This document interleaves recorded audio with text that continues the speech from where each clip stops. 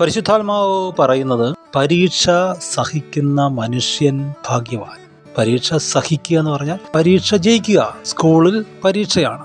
പരീക്ഷ പേടി കൊണ്ട് കുഞ്ഞുങ്ങൾക്ക് പനി വരാറുണ്ട്. പക്ഷേ പരീക്ഷയെ സ്നേഹിച്ചേ പറ്റൂ, പരീക്ഷയെ ജയിച്ചേ പറ്റൂ. പരീക്ഷ ജയിക്കുന്ന മനുഷ്യൻ ഭാഗ്യവാൻ. ആദാം പരീക്ഷിക്കപ്പെട്ടു, തോറ്റുപോയി. ജോസഫ് പരീക്ഷിക്കപ്പെട്ടു, ജയിച്ചു. യെഹിസ്കിയാവ് പരീക്ഷിക്കപ്പെട്ടു, തോറ്റുപോയി. ദാനിയേൽ പരീക്ഷിക്കപ്പെട്ടു, ജയിച്ചു. ജയിച്ചവരും തോറ്റവരും ഉണ്ട് ബൈബിളിൽ. നമ്മൾ പരിശോധിച്ചാൽ അറിയാം. ചില കാര്യങ്ങളോട് നോ പറഞ്ഞാൽ ജയിച്ചേനെ, ചിലതിനോട് യേസ് പറഞ്ഞിരുന്നെങ്കിൽ ജയിച്ചേനെ. ഇന്ന് പരിശുദ്ധാത്മാവ് നമ്മുടെ കൂടെയുണ്ട്. നടക്കുമ്പോൾ ഒരു ജംഗ്ഷനിലെത്തുമ്പോൾ ഇതാണ് വഴി, ഇതിലേ പോവുക എന്ന് പറഞ്ഞു തരാൻ. അവൻ പറയുന്നതിന് യെസ് പറഞ്ഞ് പോകണം. ജയിക്കും. നമ്മുടെ ബുദ്ധി ചിലപ്പോൾ അതിന് സമ്മതിക്കില്ല, ലോകം അതിന് സമ്മതിക്കില്ല, വീട്ടുകാർ ചിലപ്പോൾ എതിരായിരിക്കും. പക്ഷേ ഗൂഗിൾ മാപ്പ് ചതിച്ചാലും ദൈവം ചതിക്കില്ല. അവൻ പറയുന്നത് ശരിയാണ്, അതിലേ പോവുക. ഇപ്പോൾ എതിർക്കുന്നവരെല്ലാം നിങ്ങളുടെ പക്ഷത്ത് വരും.